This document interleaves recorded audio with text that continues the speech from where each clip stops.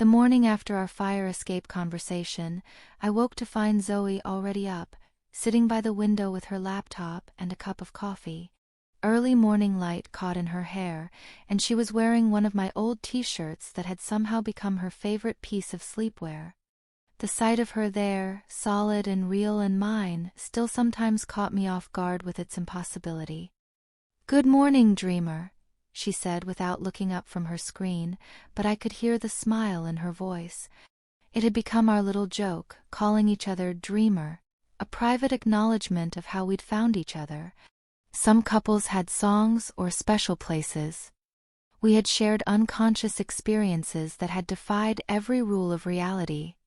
"What are you working on so early?" I asked, padding to the kitchen to start another pot of coffee. "Actually, something related to us," she said, finally turning to face me. "I've been thinking about what you said last night, about how the dreams were limited. It made me want to document this whole experience more thoroughly." I paused in measuring coffee grounds. "Document it how?" "I've been keeping detailed notes about everything we remember from the dreams, cross-referencing them with reality to see what matches and what doesn't. I thought maybe if we understood the mechanics of what happened to us, we might be able to help other people who go through something similar." The idea was quintessentially Zoe, turning our personal mystery into something that could benefit others. It was one of the things I loved most about her, this instinct to look outward even when processing something deeply personal. "Have you found any patterns?" I asked, bringing her a fresh cup of coffee and settling beside her on the window seat. She shifted her laptop so I could see the screen. She'd created an elaborate spreadsheet with columns for dream dates, locations, activities, emotional content, and corresponding real-world verification. The level of detail was impressive and slightly overwhelming. "Several, actually," she said, pointing to different sections of her analysis. "First, the dreams became more accurate over time.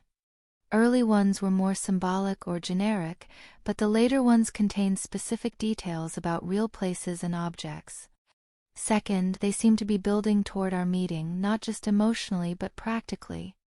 The dreams gave us information we'd need to recognize each other."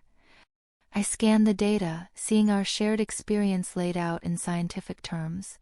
"What about timing? Did you find any correlation between when we had the dreams?" "That's the really interesting part," she said, highlighting a section of the spreadsheet. "We weren't having them on the same nights. Sometimes you'd dream about me on Tuesday and I'd dream about you on Thursday, but we'd both be experiencing the same scenario from different perspectives." I felt a chill run down my spine. "That's impossible. Dreams don't work that way." "I know. But look at this example." She pulled up a specific entry. "November 15th, you dreamed we were baking bread in a kitchen with yellow walls and herbs growing on the windowsill. November 17th, I dreamed about teaching someone to make my grandmother's bread recipe in my old apartment, the one I lived in during grad school that had yellow walls and that herb garden I kept by the window." I stared at the screen, remembering that dream vividly. I could still recall the feel of flour between my fingers, the way the dough had felt elastic and alive under my hands, the satisfaction of watching something rise and transform in the oven. "But I've never been to your old apartment," I said slowly. "And I've never made bread with anyone else using my grandmother's recipe. I'd never even told anyone that recipe before I met you. But somehow you experienced it accurately enough that when I made bread for you last month, you already knew the techniques." The implications were staggering. If our dreams hadn't been simultaneous, if they'd been separate experiences that somehow connected across time and space, then what we'd shared was even more extraordinary than we'd realized. "There's more," Zoe continued, her voice filled with the excitement of discovery. "I think the dreams were preparing us for more than just recognition. They were teaching us about each other in ways that would help us build a real relationship." She showed me another section of her analysis, this one focused on emotional content. The dreams had progressed from simple attraction through various stages of relationship development, learning to trust each other, sharing vulnerabilities, working through conflicts, building intimacy. It was like a condensed course in falling in love. It's almost like something was guiding the process, I said, though the words felt strange to speak aloud. Like there was an intelligence behind the dreams, helping us prepare for being together. Zoe nodded slowly. I've been wondering the same thing. And I think I might have found some evidence. She opened a new document, this one filled with research about documented cases of shared dreaming throughout history. There weren't many, but the few recorded instances showed remarkably similar patterns to what we'd experienced: gradual progression, increasing accuracy, eventual real-world meetings that felt predestined. Most of these cases involved people who ended up in significant relationships, she said. Romantic partners, lifelong friends, even some business partnerships that changed both people's lives. It's like shared dreaming is a mechanism for bringing together people who are meant to be connected. I spent the next hour reading through her research, fascinated despite myself. The rational part of my mind still rebelled against the idea that dreams could be anything more than brain activity during sleep. But the evidence was compelling, and more importantly, it matched our lived experience. What do you think causes it? I asked finally. I don't know, she admitted. Maybe some people are more psychically sensitive than others. Maybe there are quantum connections we don't understand yet. Maybe it's just random chance and we're looking for patterns that aren't really there. Do you believe that last one? She was quiet for a moment, staring out the window at the city waking up around us. No, she said finally. What happened to us was too specific, too purposeful to be random. I think we were brought together intentionally, and the dreams were the method. By what, though? God? The universe? Some kind of cosmic matchmaking service?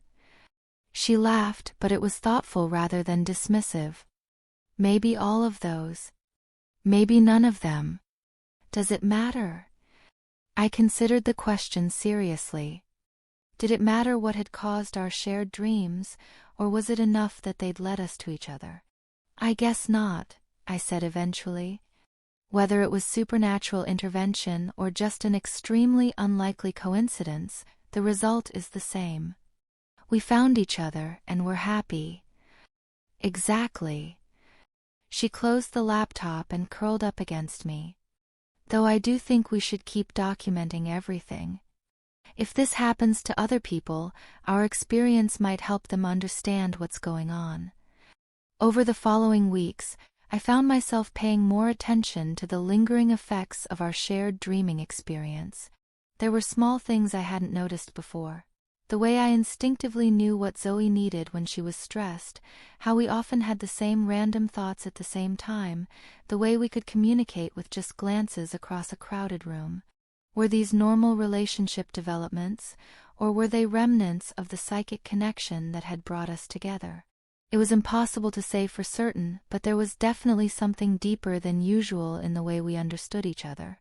I had lunch with Sarah yesterday, I told Zoe one evening as we cooked dinner together. She asked me how we got so in sync so quickly. Apparently it's obvious to everyone that we're unusually connected. Zoe paused in chopping vegetables. What did you tell her? That some people just click, I said, which was true even if it wasn't the complete truth. But it made me wonder if the dreams left us with some kind of ongoing connection. You mean like we're still psychically linked somehow? The way she said it, with genuine curiosity rather than skepticism, was one of the things I loved about Zoe. She approached everything with an open mind, willing to consider possibilities that others might dismiss out of hand. Maybe. Haven't you noticed how often we think the same thing at the same time? Or how I can tell when you're having a bad day even when you're trying to hide it? She set down her knife and turned to face me fully. I have noticed that. But couldn't that just be us being particularly compatible?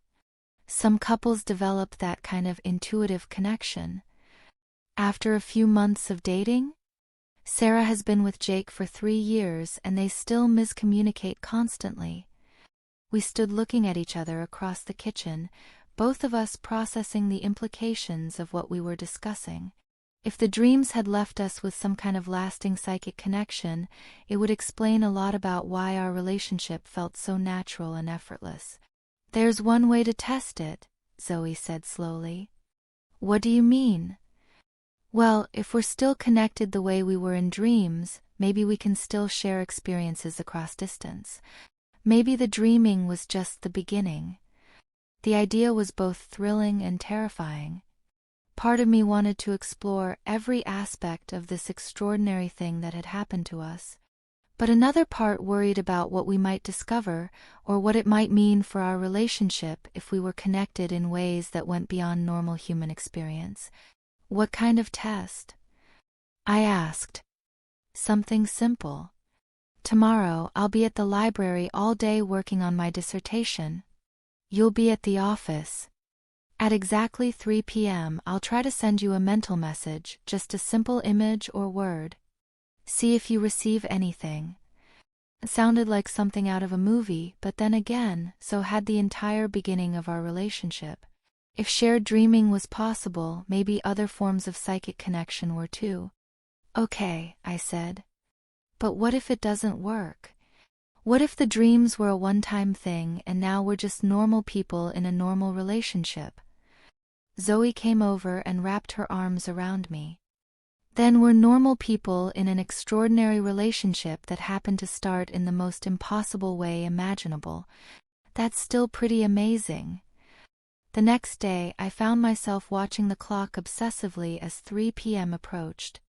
I was in a meeting that was running long, listening to my boss discuss quarterly projections, when suddenly I had an overwhelming mental image of sunflowers. Not just the generic idea of sunflowers, but a specific painting of them, thick brush strokes, vibrant yellows and oranges, unmistakably Van Gogh's style. The image was so vivid and sudden that I actually gasped, earning strange looks from my colleagues. I mumbled an excuse about feeling dizzy and stepped out of the conference room to text Zoe. "Sunflowers?" I typed. Her response came immediately. "Van Gogh's Sunflowers. I was looking at a reproduction in an art history book. Did you really get that?" I stared at my phone, feeling that familiar mixture of excitement and disbelief that had characterized so much of our relationship. We were still connected. The dreams might have ended, but whatever force had brought us together was still active in our lives. Over the next few weeks, we conducted more experiments. Sometimes they worked perfectly. I'd receive clear images or emotions that Zoe was consciously sending. Other times, nothing came through, or I'd pick up something completely different from what she'd intended to transmit. But the success rate was far higher than chance would explain. "I think it works best when we're both relaxed and focused," Zoe observed after a particularly successful session where she'd managed to send me not just an image, but also the emotional content associated with it. A memory of her grandmother's garden that left me feeling nostalgic for a childhood I'd never lived. "And when we're thinking about each other with love," I added. "The connection seems stronger when it's motivated by affection rather than just curiosity." We began incorporating these moments of intentional connection into our daily routine. When one of us was having a difficult day, the other would send mental comfort. When we were apart for work or other obligations, we'd share small moments of beauty or joy across whatever distance separated us. It wasn't constant and it wasn't always reliable. We were still very much two separate people living individual lives. But there was an underlying current of connection that made our relationship feel blessed in ways I couldn't adequately explain to anyone else. "Do you ever worry about it?" Zoe asked one night as we lay in bed, her head on my chest. "About being connected to someone in ways that go beyond what most people experience?" I stroked her hair, considering the question. "Sometimes. It makes us different from other couples, and different can be isolating. but mostly I feel grateful. For the connection? For you, I said simply.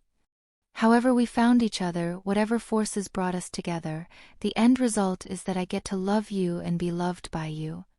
Everything else is just interesting details. She was quiet for a moment, then lifted her head to look at me. Even if it means we can never have a completely normal relationship? Even if people wouldn't believe our story if we told them? Especially then, I said, pulling her up for a kiss. Normal is overrated. What we have is magical, literally magical. Why would I want to trade that for ordinary? As our first anniversary of meeting approached, we decided to return to Washington Square Park, to the fountain where our impossible journey had become reality. It was November again, crisp and bright, with leaves scattered across the paths like confetti from some cosmic celebration. Do you remember what you were thinking when you first saw me? Zoe asked as we sat on the same bench where I'd waited nervously a year earlier. That it couldn't be real, I said. That people don't walk out of dreams into parks in Manhattan. That I was probably having some kind of breakdown. And now, I looked at her, taking in all the details that dreams couldn't capture. The way afternoon light brought out gold highlights in her dark hair, the small scar near her eyebrow from a childhood accident, the laugh lines that had deepened over the months we'd been together. Now I think reality is much stranger and more wonderful than most people realize, I said. I think the universe has ways of bringing people together that we don't understand, and I think we're incredibly lucky to have experienced something so extraordinary. She leaned against me, and I felt that familiar warmth that had characterized every interaction we'd had, sleeping or waking, from the very beginning. No regrets? She asked. Only that it took 3 months of dreams to bring us together instead of happening sooner. Maybe it needed to take that long, she said thoughtfully. Maybe we needed time to prepare, to build the foundation in dreams before we could handle the reality. I considered this, thinking about how emotionally intense those first few weeks of dreaming had been, how I'd struggled to understand what was happening to me. If Zoe had appeared in my life without that gradual introduction through dreams, would I have been ready for the depth of connection we shared? You might be right, I said. Maybe the dreams were as much about preparing us as they were about bringing us together. A courtship that happened in sleep, she mused. I like that idea. As evening approached and the park began to empty, we stayed on our bench, talking about the past year and the future we were building together. The conversation was comfortable and familiar, but underneath it was that current of deeper connection that had defined our relationship from the beginning. I love you, I said as the first stars became visible in the darkening sky.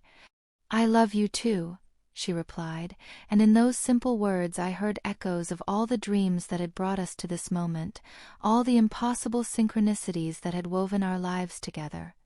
We walked home hand in hand, 2 women who had found each other across the strangest possible circumstances and built something real and lasting from shared dreams. Behind us, the fountain stood silent in the growing darkness, witness to the moment when fantasy had become reality and 2 separate lives had become one extraordinary love story. 6 months after our first anniversary, Zoe made a discovery that changed everything we thought we understood about our connection. She'd been working late in the library, researching her dissertation on Renaissance art symbolism, when she came across a reference to something called oniric correspondence in a 16th century manuscript. The term was unfamiliar, but as she dug deeper into historical texts, she found scattered references to the phenomenon throughout different cultures and time periods. "Emma, you need to see this," she said when she burst through our apartment door that evening, her arms full of photocopied pages and her eyes bright with discovery. I looked up from where I'd been grading papers at the kitchen table. "What did you find?" She spread the documents across the table, pushing my work aside with barely contained excitement. "Evidence that what happened to us isn't unique. It's rare, but it's been documented throughout history under different names in different cultures. The pages were filled with translations of ancient texts, academic papers, and historical accounts. As I began reading, I felt that familiar mixture of fascination and disbelief that had characterized so much of our relationship. "Look at this," Zoe said, pointing to a translation of a medieval European text. "It describes soul dreams that connected two people across great distances, allowing them to know each other before they met in the physical world." I read the passage carefully. The language was archaic and flowery, but the description was unmistakably similar to what we'd experienced. Two people, unknown to each other in waking life, who shared detailed dreams that eventually led to a real-world meeting and lifelong bond. "And this one," she continued, showing me another document, "from Japan, describing Yum no Kazuna, dream bonds that tied people together before their physical paths crossed." Page after page contained similar accounts. Aboriginal Australian concepts of shared dreamtime experiences. Native American traditions of spirit-guided dream connections. Even modern psychological studies documenting cases of what researchers cautiously termed anomalous shared dreaming experiences. "This is incredible," I said, scanning through the materials. "You're telling me that what happened to us has been happening to people throughout history?" "Not just happening," Zoe said, settling beside me and pulling out what appeared to be her most significant find. "Being recognized and honored. Some cultures considered it a sacred form of connection, proof that certain souls were meant to find each other." She showed me a translation of an ancient Celtic text that described dream-bound lovers as blessed by the otherworld and destined for unions that would last beyond death itself. The poetic language was beautiful, but it was the underlying concept that made my breath catch, the idea that our connection was not just unusual but spiritually significant. "Do you think that's what we are?" I asked quietly. "Blessed by otherworldly forces?" Zoe was quiet for a moment, studying the pages spread between us. "I think we're part of something larger than we understood," she said finally. "Whether you call it spiritual blessing, quantum entanglement, or just an extremely rare neurological phenomenon, we're connected in ways that transcend normal human experience." Over the following weeks, we dove deep into research about shared dreaming and psychic connections.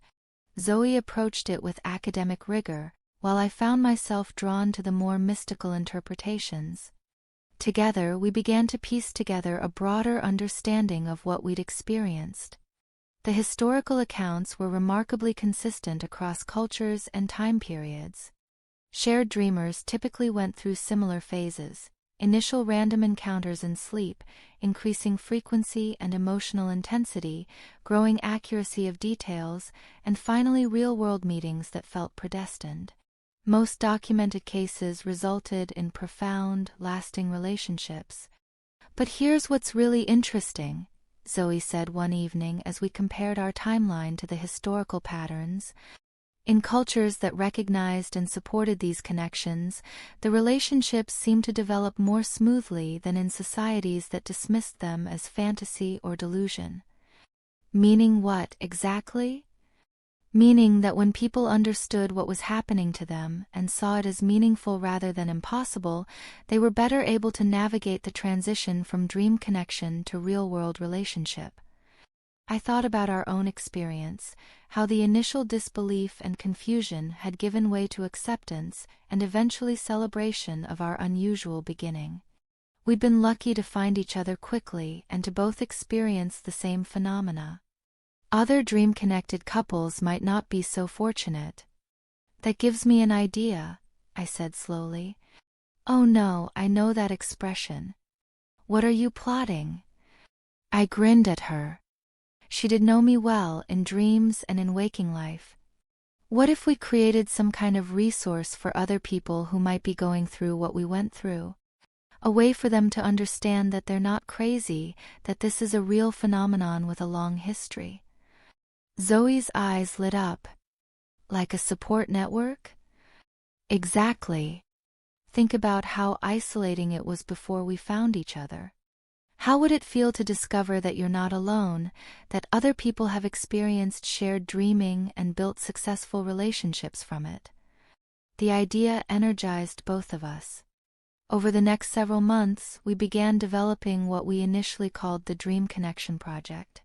We created a website with information about shared dreaming throughout history, guidelines for people who thought they might be experiencing it, and a secure forum where individuals could share their stories and connect with others. The response was overwhelming. Within weeks of launching, we were hearing from people all over the world who had experienced various forms of shared dreaming. Some were still in the dream phase, searching for their real-world counterparts. Others had found each other but were struggling to understand what had happened to them. A few had been together for years but had never spoken publicly about their unusual beginning. "Listen to this," Zoe said one morning, reading messages from the forum. "A woman in Sweden has been dreaming about the same man for 6 months. She's found clues that suggest he lives in Toronto, and she's planning a trip to try to find him." "And this one," I added, scanning my own messages, "is from a couple in Australia who met through shared dreams 15 years ago. They want to share their story to help other people understand that these connections can last." We began organizing virtual meetups for dream-connected individuals, providing a space where they could share experiences and support each other through the unique challenges of their situations. The community grew rapidly, and we found ourselves at the center of an informal network of people whose love stories defied conventional explanation. But perhaps the most significant development came 8 months after we'd launched the project. We received a message from Dr. Helena Rodriguez, a researcher at Stanford who had been quietly studying anomalous dreaming experiences for over a decade. "I've been following your work with great interest," she wrote. "I wonder if you'd be willing to participate in a formal study of shared dreaming phenomena. Your documented experience and community connections could be invaluable in advancing our understanding of these occurrences." The idea of being research subjects was both exciting and daunting. We'd grown comfortable with our private miracle, but submitting to scientific scrutiny felt like exposing something sacred to potential dissection. "What do you think?" Zoe asked after we'd talked it over for several days. "I think we owe it to everyone else who's experienced this to help legitimize it scientifically," I said. "If researchers can document and study shared dreaming, maybe future dream-connected couples won't have to wonder if they're losing their minds." Dr. Rodriguez's study was comprehensive and respectful. She interviewed us extensively about our experiences, had us undergo various psychological and neurological tests, and even monitored our brain activity during periods when we attempted conscious psychic communication. The results were fascinating. "Your brains show unusual synchronization patterns during focused connection attempts," she explained during our final consultation. "When one of you is sending and the other receiving, your neural oscillations begin to match in ways we don't typically see between separate individuals." "What does that mean, practically speaking?" Zoe asked. "It suggests that your brains have developed the ability to entrain with each other, to synchronize their electrical activity in ways that might facilitate information transfer. We're still years away from understanding the mechanism, but this is the first concrete neurological evidence I've seen that shared consciousness experiences might have a physical basis." The validation was both thrilling and humbling. Our love story wasn't just romantic fantasy. It was a documented case study in the expanding frontiers of human consciousness research. As word spread about Dr. Rodriguez's findings, we began receiving invitations to speak at conferences and universities. The topic of shared dreaming was moving from the realm of mystical curiosity into legitimate academic investigation, and we found ourselves unexpected ambassadors for a phenomenon that was touching more lives than anyone had realized. "Sometimes I can't believe this is our life," I said to Zoe one evening as we prepared for a presentation at NYU. 2 years ago, I was just a marketing copywriter having weird dreams. Now we're consulting on consciousness research and helping people around the world understand their psychic connections. Do you miss being anonymous? She asked, adjusting my collar with the casual intimacy that had characterized every interaction since our first meeting. I considered the question seriously. Our story had become public in ways we'd never anticipated, and with that visibility came both opportunities and challenges. Some people dismissed us as delusional, while others elevated our experience to almost mythical status. Neither extreme was entirely comfortable. Sometimes, I admitted. But I think about all the messages we get from people who say our story helped them understand their own experiences, or gave them courage to pursue someone they'd been dreaming about, or just made them feel less alone in the world. That makes it worth the loss of privacy. Even when skeptics call us fraudsters or attention seekers? Even then. Science progresses by investigating things that seem impossible. If our experience helps researchers understand consciousness better or helps other dream-connected people find each other, then I'm okay with being a curiosity. The truth was, our relationship had only grown stronger under scrutiny. Being asked to articulate what we meant to each other, to document our connection for scientific study, to share our story with the world, all of it had deepened our understanding of what we'd found together. Our psychic connection continued to evolve as well. What had started as occasional successful experiments in mental communication had become an integrated part of our relationship. We could sense each other's emotions across distances, share wordless comfort during difficult times, and experience moments of profound unity that went beyond normal intimacy. I had the most interesting experience at work today, Zoe told me one evening as we cooked dinner together. Let me guess, I said, not looking up from the vegetables I was chopping. Around 2:30, you suddenly felt incredibly happy and proud, even though nothing particularly good was happening in your day. She stared at me. How did you know that?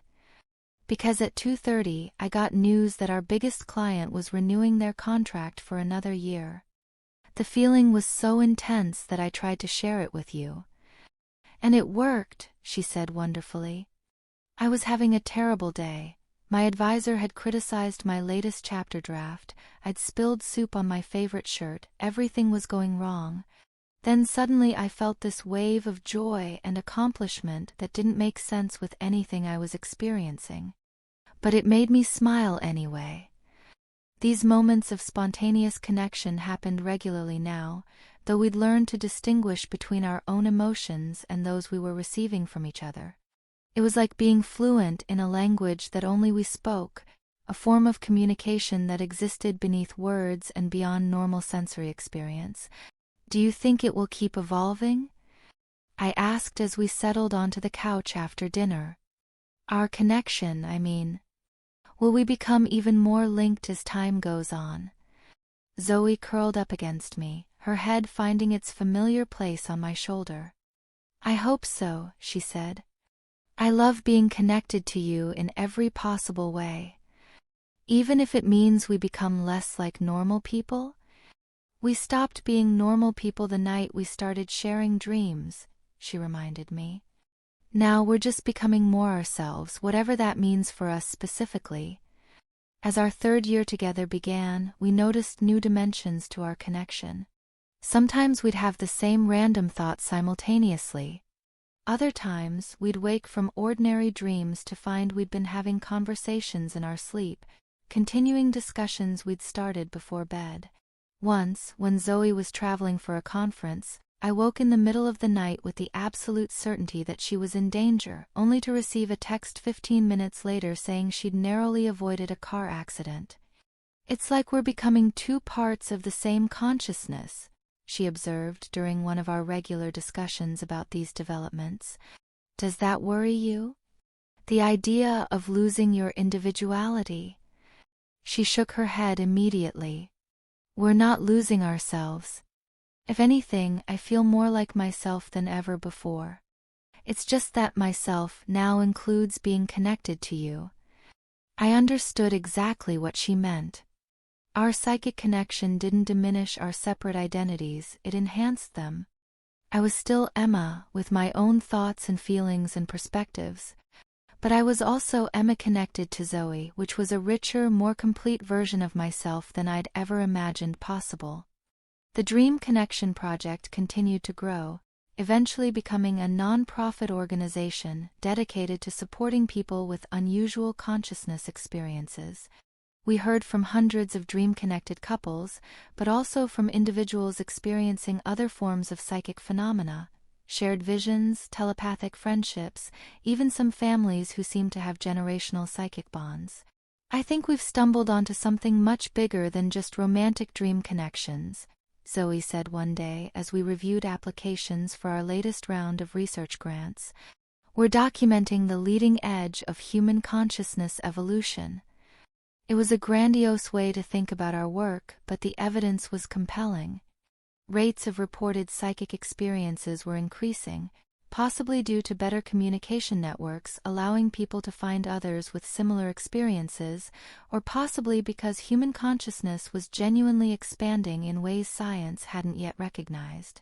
"Whatever we've stumbled onto," I said, "I'm grateful we found each other first, before we found the cause." "Why?" "Because it means our relationship is based on love, not on fascination with our psychic abilities. We fell in love in dreams before we understood we were having psychic experiences. That makes us different from people who come together because they're interested in exploring consciousness. We're consciousness explorers because we came together." Zoe smiled and took my hand, and as always, I felt that electric connection that had characterized every touch between us since the beginning. "I love that we built something real before we understood it was impossible," she said. As I looked at this remarkable woman who had first appeared to me in sleep, who had become my partner in every possible way, I realized that our story was still being written. The dreams had brought us together, but everything since then had been a choice: to believe in each other, to build a life together, to remain open to whatever new dimensions our connection might develop. "What do you think comes next?" I asked. "More dreams," she said with certainty. "Different dreams than before, but dreams nonetheless. We're dream people, Emma. That's who we are and who we'll always be." And as if summoned by her words, I felt that familiar drowsiness beginning to overtake me, the gentle slide toward sleep where anything was possible and love could transcend every boundary reality tried to impose.